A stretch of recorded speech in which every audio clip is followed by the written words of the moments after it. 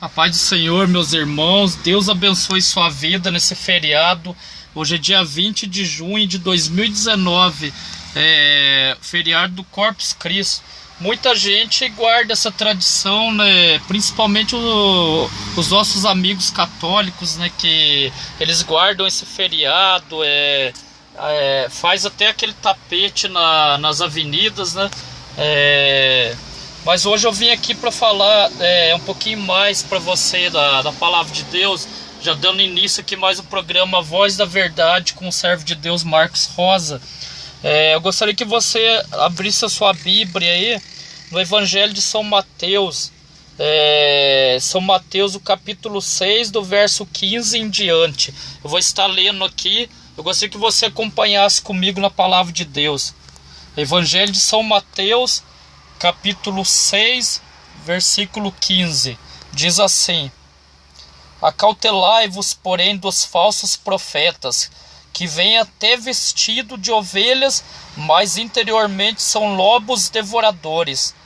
Por seus frutos os conhecereis. Porventura colhem-se uvas dos espinheiros ou figos dos abrolhos.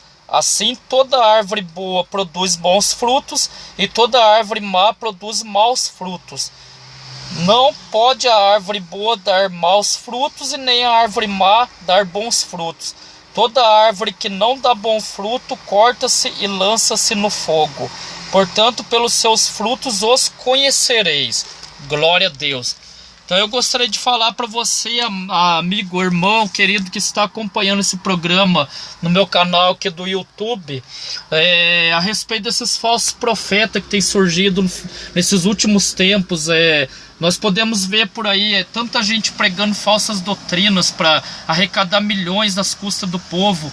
Talvez você deve estar assistindo esse vídeo, vocês devem estar pensando: quem é você para falar desse jeito do meu pastor?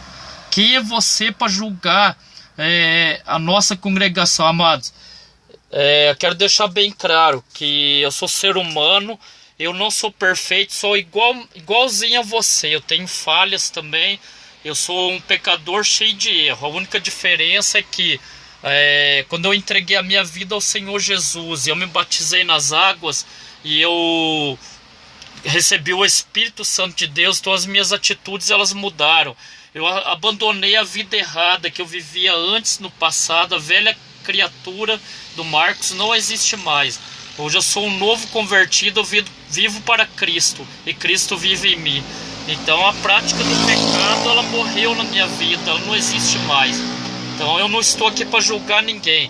Eu vim aqui para te orientar a verdade na palavra de Deus. Por isso que o meu programa chama A Voz da Verdade, porque eu não gosto das coisas erradas, não gosto de mentira e nem de enganações. Então eu vim aqui para abrir os teus olhos. A palavra de Deus é quem está dizendo que existirão nos últimos tempos falsos profetas que enganarão a muitos, e muitos seus seguidores seguirão essas práticas libertinas, na qual eles estão se infiltrando no nosso meio, não como trigo, mas como joio, para destruir aqueles que crêem no poder de Deus e quer viver uma vida reta. E se você não tem o conhecimento, você cai na armadilha desses canalha, esses cafajestes, filhos do diabo, que estão fantasiados de ovelha, mas na verdade são lobos. Então a palavra de Deus está isso que nós acabamos de ler aqui, que a palavra de Deus ela diz que pelos frutos, né, a gente conhece o falso profeta.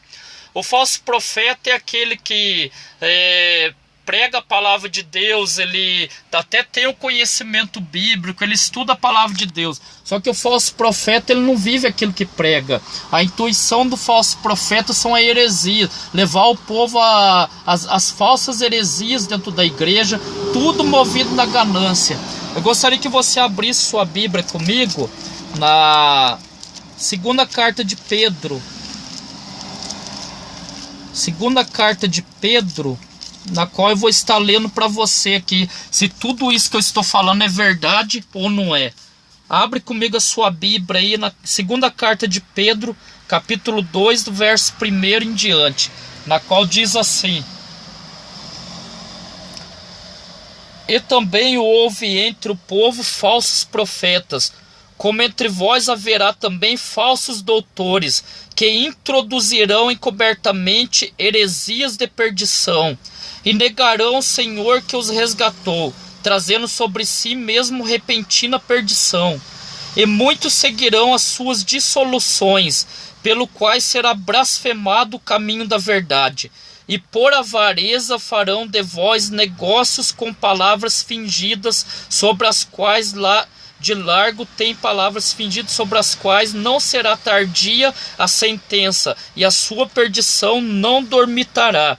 Porque se Deus não perdoou os anjos que pecaram, mas havendo-os lançado no inferno, e os entregou às cadeias da escuridão, ficando reservados para o juízo, e não perdoou o mundo antigo, mas guardou a Noé, pregoeiro da justiça, com mais 7 pessoas, ao trazer o dilúvio sobre o mundo dos ímpios, e ordenou a subversão às cidades de Sodoma e Gomorra, reduzindo a cinza e pondo-as por exemplo as que vivem impiamente, e livrou o justo Ló, enfadado da vida dissoluta dos homens abomináveis. Amém?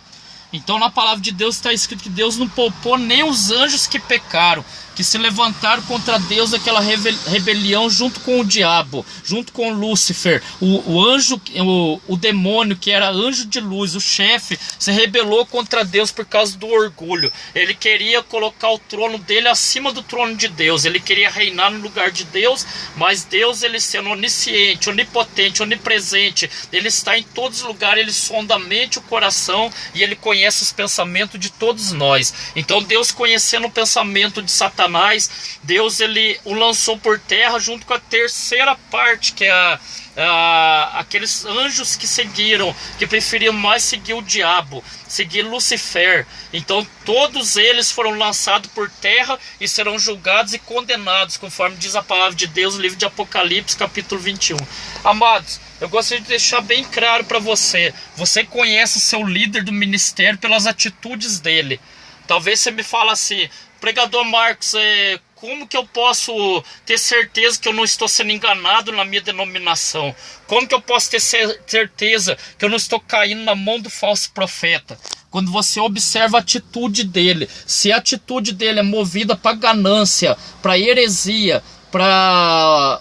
tipo assim, o negócio dele é só dinheiro, ele é voltado só pro dinheiro, o Deus dele é o dinheiro, ele não ajuda ninguém. A palavra de Deus diz que aquele que ama a Deus tem que amar o próximo também. Jesus Cristo dá um exemplo muito bonito, que Jesus Cristo, ele manda perdoar e amar até os nossos inimigos e orar por eles. Então, se o seu pastor, ele não tem atitude de amor, ele vê um crente sofrendo, vê uma pessoa passando fome, uma pessoa que está necessitada, carecendo de ajuda da igreja, dos irmãos, e ele não estende a mão para ajudar, esse pastor não é de Deus, é um falso profeta mercenário. Eu não vim aqui para criticar a fé de ninguém. Quem sou eu para julgar ministério de outras pessoas? Eu também não sou perfeito. Mas a palavra de Deus, ela condena a heresia, condena a idolatria. A palavra de Deus, ela condena essas práticas ilícitas dentro da igreja. Esse negócio de salzinho que abençoa, a gota d'água que cura câncer, florzinha que expulsa demônio. Amado, desculpa o palavreado. Larga a mão de ser trouxa, larga a mão de ser otário. Isso aí é conversa mole. Esse negócio aí de fazer barganha com Deus em cima do altar também não existe, não. Acho que a palavra de Deus está escrito, você pode ler aqui no Evangelho de São Mateus, capítulo 6, verso 12. Buscai o seu reino e a sua justiça, e todas as coisas vos será acrescentada. Deus, ele é dono do ouro e da prata, conforme está escrito em Ageu 2. Ele não precisa de dinheiro de ninguém, não. Deus, ele já é rico. Deus, ele não precisa de leilão em cima do altar. Deus, ele já é rico. Ele já é dono deste universo. A palavra de Deus, ela pede somente a oferta e o dízimo para manter a obra de Deus. Você não é obrigado a fazer nenhum voto na igreja, nem pagar oferta e nem dízimo se você não quiser. Mas se você ama a Deus e você tem o desejo de ganhar alma, você tem o desejo de salvar vidas, você tem o desejo de ver pessoas salvas, libertas, ver o seu ministério abençoado, então você coopera, você ajuda na oferta, no dízimo, para melhorias da obra de Deus, para as benfeitorias que temos que fazer na obra de Deus, que é como um exemplo, o aluguel sai do dízimo, das ofertas, a conta de água, de luz, tudo é o seu dízimo que paga.